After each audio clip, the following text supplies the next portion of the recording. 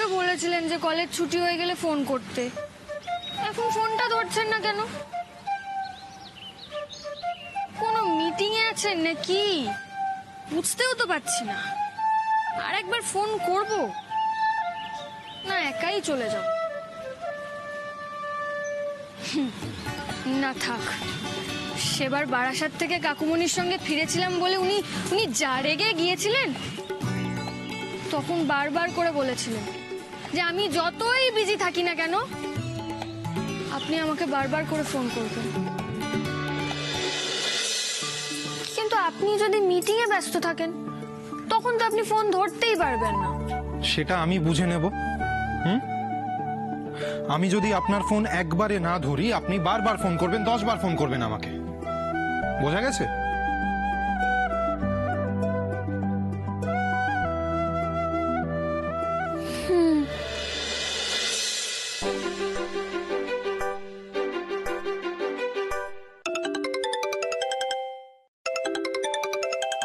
আর মনটা বড় ফুচকা ফুচকা করছে।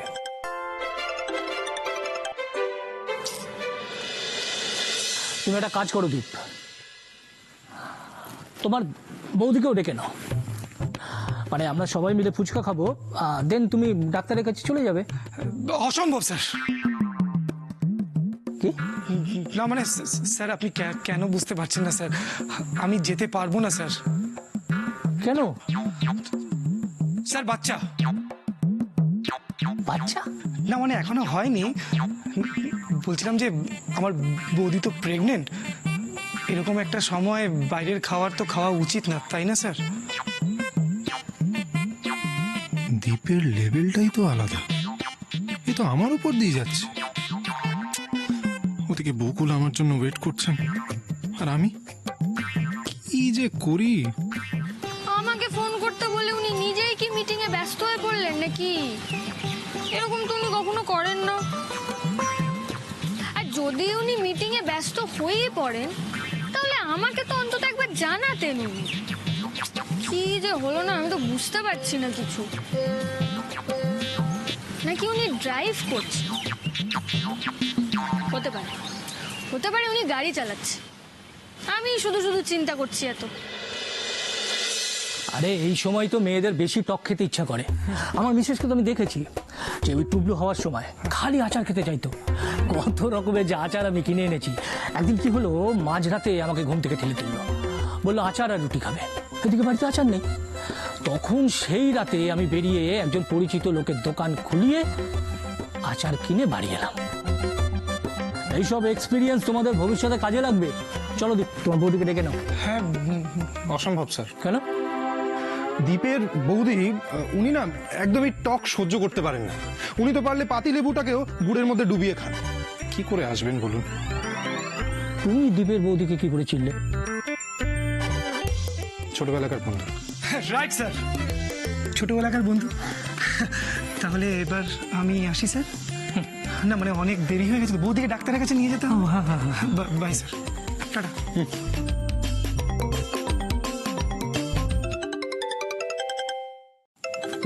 তোমার ফোনটা অনেকক্ষণ থেকে বাজছে, ধরো। আমার বউ বারবার ফোন করছেন। আপনাকে বললাম না আমার শরীরটা খারাপ, তার জন্যই।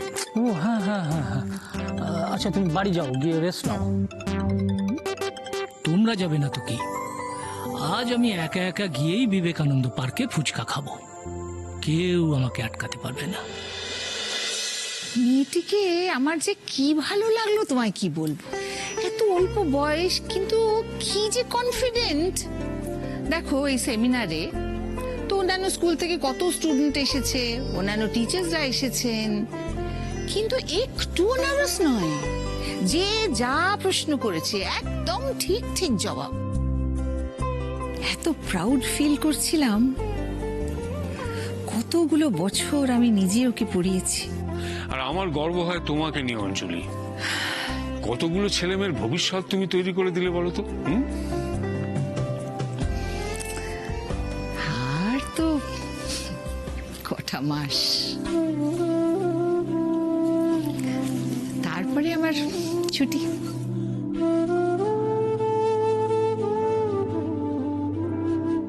তাই ভাবি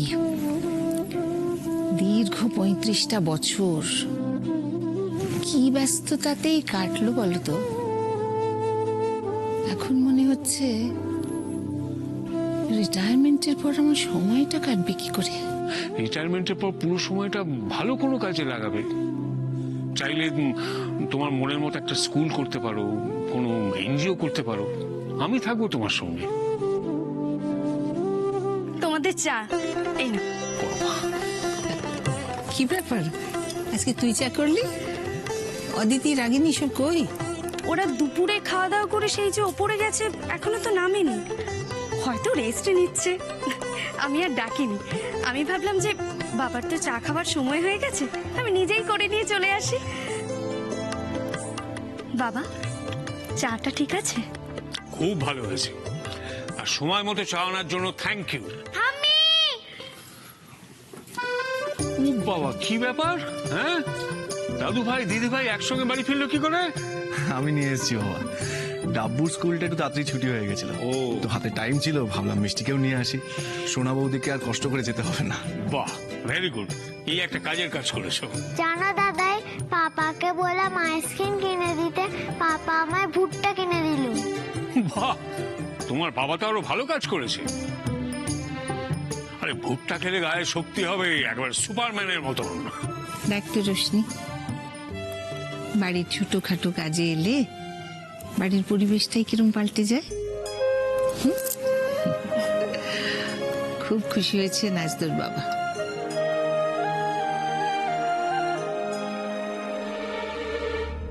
কিন্তু মা, আমার আসল কাজটা তো ছোটখাটো হবে না। এবার যা করব, বড় কিছু করব। তখন আমি বাবাকে বললে তবেই বাবা বকুলকে এই বাড়িতে থাকতে দেবে। আর একবার ফোন করেই দেখি।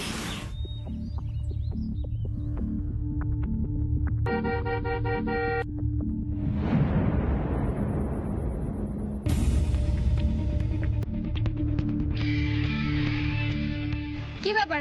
আপনাকে এতবার ফোন করলাম, ফোনটা ধরছিলেন না কেন? ভেরি সরি, অ্যাকচুয়ালি ওই বসের সঙ্গে না একটা জরুরি আলোচনায় ফেসে গেছিলাম, তাই ফোনটা ধরতে পারিনি। আর তারপরে তো আমি তাড়াহুড়ো করে এলাম, ড্রাইভ করছিলাম তো, এই জন্য কল ব্যাক করতে পারিনি। ঠিক আছে, বুঝেছি। এসা কোথায়? ও বন্ধুর বাড়ি গেছে নোটস নিতে, ওখান থেকে ডিরেক্ট বাড়ি চলে যাবে। আপনি এতক্ষণ একা একা দাঁড়িয়েছিলেন? হ্যাঁ, দাঁড়িয়েছিলাম, কিন্তু আমার কোনো অসুবিধা হয়নি। যাক, আজ ঠাকুর আমার প্রার্থনা শুনেছেন। ঈশা তো আগেই বেরিয়ে গেছে। তো আপনার ক্লাস কেমন হলো? ভালোই, আলাপ পরিচয় হলো সবার সাথে। এ কি, আপনার হাত কাটলো কি করে? আরে ওটা কিছু না, ওটা বেঞ্চের কোনায় আর কি ঘষা লেগে হয়েছে। কি কিছু না, কি যে করেন না আপনি। আরে আপনি ব্যস্ত হচ্ছেন কেন? আমার তো এরকম হামেশাই হয়, চাপ নেবেন না। অত আরে, চাপ নেওয়ার মতো কিছু চাপ হয় নেব না না। মানে আপনাকে একটা টিটেনাসও নিতে হবে।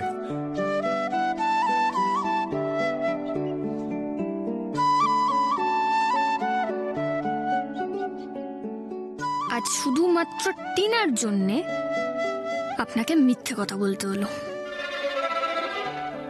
এই আপনি ছাড়ুন তো, এইটুকুর জন্য কিছু লাগবে না আমার। আপনি আমাকে এখন কোথাও একটা নিয়ে চলুন, কারণ আমার খুব জোর খিদে পেয়ে গেছে। খিদে পেয়েছে?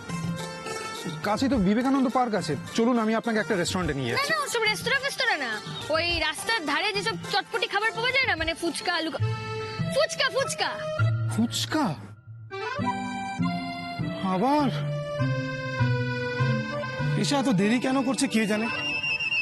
আর আমি বসকে ঢপ দিয়ে ওর জন্য এখানে দাঁড়িয়ে আছি। থাক, এতক্ষণ কোথায় ছিলে তুমি? আমার কথা মনে পড়ে না, তাই না? সরি, প্লিজ রাগ করো না। তুমি জানো না তোমার সাথে দেখা করার জন্য আমার কি করতে হয়েছে। কেন, আবার কি হলো? তোমায় বললাম না, ছোটদা ভাই আমাকে কলেজে ছাড়তে এসেছিল, আর তো আমাদেরকে নিতে আসারও কথা আছে। নিতে আসার কথা? তাহলে তুমি ম্যানেজ করে এখানে এলে কি করে? আরে মিথ্যে বললাম আর কি। ছোট বৌদিকে বললাম আমার একটা বন্ধু আছে, ওর থেকে কিছু নোটস নেব, আর ছোটদা ভাই আসার আগে আমি বেরিয়ে পড়েছি। ও, এবার বুঝলাম যে ঋষি কেন তাড়াহুড়ো করে অফিস থেকে বেরোনোর জন্য এইসব করছিল। বাইরে ঋষি যদি না থাকতো তাহলে আমি এখানে আসতেই পারতাম না। কেন? কেন আবার? বস আমাকে বেরোতেই দিচ্ছিলেন না, বায়না করছিলেন ওনার সাথে নাকি আমি ফুচকা খাবো। যাই হোক, এবার আমায় বলো তো তুমি বসকে কি মিথ্যে বললে?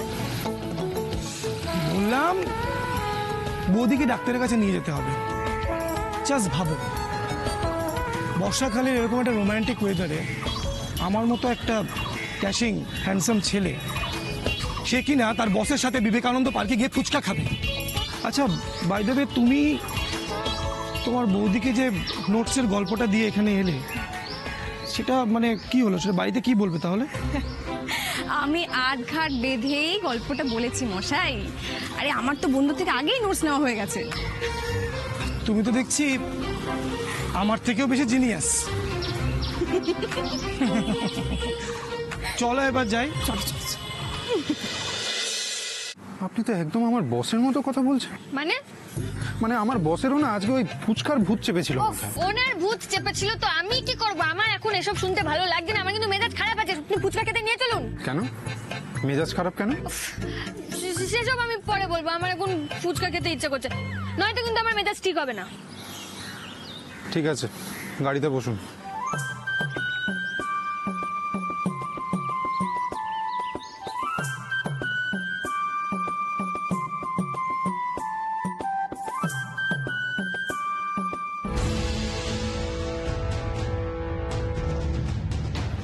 ওদের রিলেশনটা কি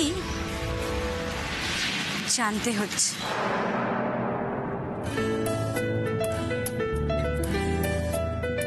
বকুল, এইসব স্ট্রিট ফুড কিন্তু আমি আপনাকে একদমই খেতে দেবো না। মানে কেন?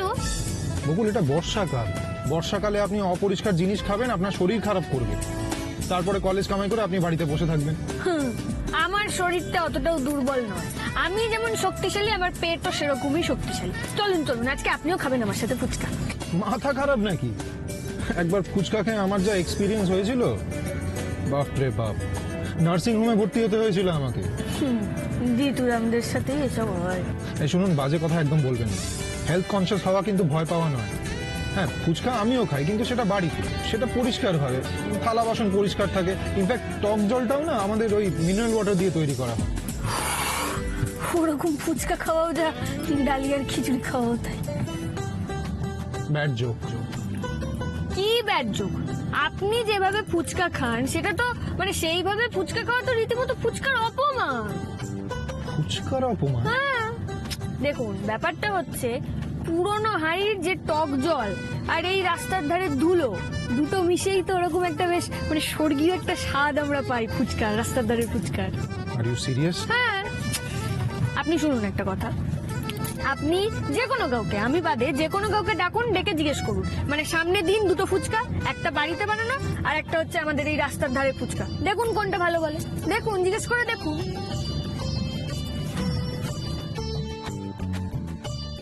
সত্যি ভিতুরামকে বোকা বানানো বোধহয় পৃথিবীর সব থেকে সহজ কাজ।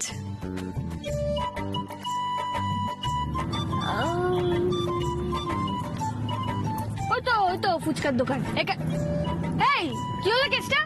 আরে আপনি ফুচকার দোকান থেকে দাঁড়ালেন না কেন? আপনাকে বললাম না ফুচকা খেলে আপনার শরীর খারাপ করবে। আপনি দেখুন, আপনি যদি আজকে আমাকে ফুচকা না খাওয়ান না, আমি আপনার সাথে ওইসব রেস্টুরেন্টে যাওয়া তো দূর, আমি কলেজ অব্দি আসবো না, আপনার সাথে বেরোবোই না। আপনি বলুন আপনি কি খাবেন, আমি নিয়ে যাচ্ছি আপনাকে। চাইনিজ খাবেন? মোগলাই খাবেন আপনি? কি হলো বলুন না, কোনটা পছন্দ আপনার? আমার খিদে মরে গেছে।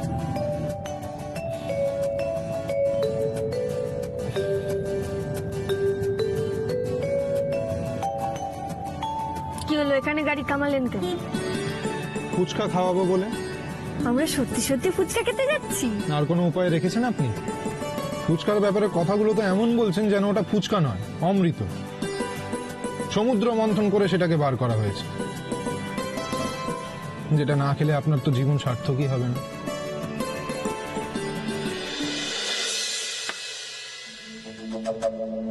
এসব কি করেছো?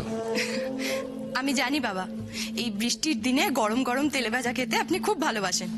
খেয়ে দেখুন না বাবা কেমন হয়েছে। এরপরে আমি আপনাকে আদা দিয়ে চা বানিয়ে দেবো, খেয়ে দেখুন।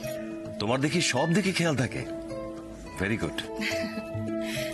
আপনি তো এখন ইলেকশনের কাজে খুবই ব্যস্ত, আপনার সঙ্গে তো বেশিক্ষণ কথা বলারও সময় হয় না। হ্যাঁ, এখন একটু ব্যস্ত আছি ঠিকই। কেন, কোনো বিশেষ কথা বলবে আমাকে? আসলে আপনি যে কাজ করেন সেটা আমাকে খুব টানে, খুব ভালো লাগে যখন দেখি আপনি এত মানুষের জন্য মন দিয়ে প্রাণ দিয়ে কাজ করছেন, তাদের সেবা করছেন। তখন আমারও ইচ্ছা করে যে আমিও আপনার সঙ্গে কাজ করি।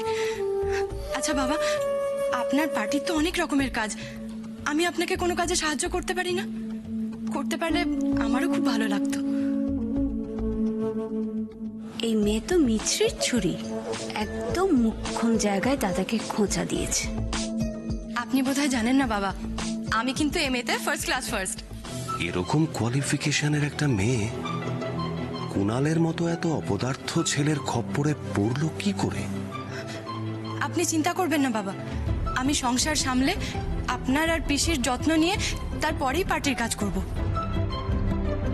তুমি যে পড়াশোনায় এত ভালো, কোথায়?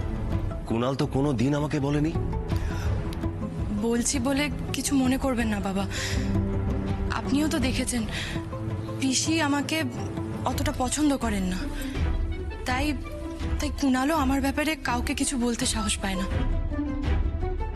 ওরে মেয়ে, দাদাকে একা পেয়ে আমার নামে কান ভারী করা হচ্ছে। আমার ছেলে অপদার্থ ঠিকই, কিন্তু ছেলের বউ শিক্ষিতা, সুন্দরী, বুদ্ধিমতী। একে যদি ভোটে দাঁড় করাতে পারি, অনেক বড় কনস্টিটুয়েন্সি আমার আন্ডারে আসবে। আচ্ছা ঠিক আছে, দেখব।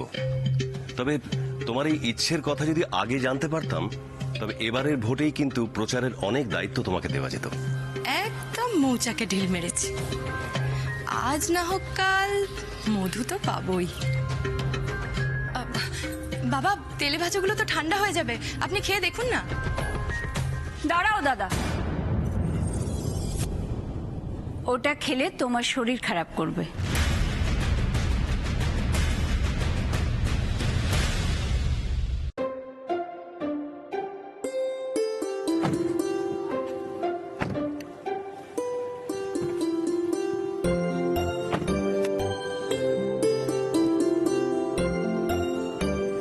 আপনি এতক্ষণে একটা ঠিক কথা বলেছেন। মেয়েদের কাছে ফুচকা না কোনো মানে অমৃত ফমৃত না, সেন্টিমেন্ট। বুঝলেন? চলুন, দাঁড়িয়ে আছেন কেন? টাইম নেই যাচ্ছে। আরে চলুন দাদা, 10 টাকায় কটা ফুচকা? 5টা। কেন 5টা কেন? আমাদের ওখানে তো 10 টাকায় 6টা ফুচকা পাওয়া যায়। আরে একটা ফুচকা নিয়ে আপনি এত দরাদরি করছেন কেন? খেয়ে নিন না। আরে ও দাদা, কি হলো? আপনি 5টা দেবেন কেন বলুন? কোয়ালিটি দিদি, কোয়ালিটি। সারা মার্কেট ঘুরে আসুন, আমার মতন ফুচকা কোথাও পাবেন না। না না, দিন দিন, quality। আপনি দিন, ফুচকা দিন।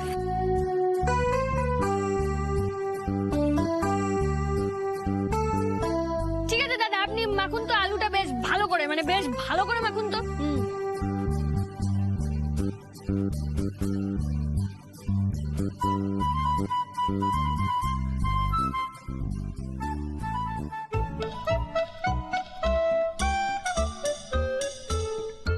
দাদা একটু ভালো করে ছোলা সেদ্ধ দেবেন, হ্যাঁ, আলু মাখাটার মধ্যে। আর হ্যাঁ, টক জলটা একটু বেশি করে দেবেন। আমার আবার একটু বেশি টক জল না হলে না ঠিক মজা আসে না।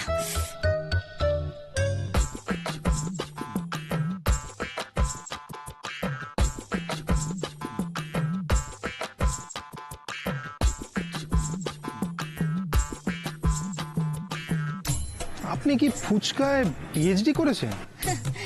শুধু আমি না, ভারতবর্ষের প্রত্যেকটা মেয়ে ফুচকায় পিএইচডি করেছেন, বুঝলেন? ও দাদা, আপনি একটু লঙ্কাটা বেশি করে দিন না। উফ,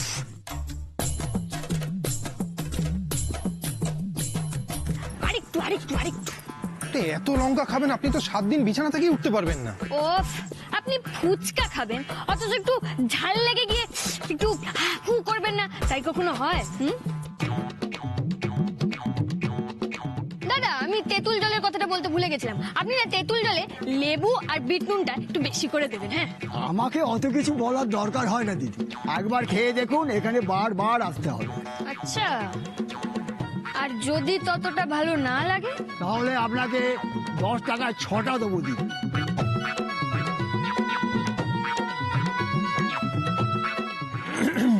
দাদা এই জলটা কোথা থেকে আনেন? মানে পেট ঠেট খারাপ হবে না তো?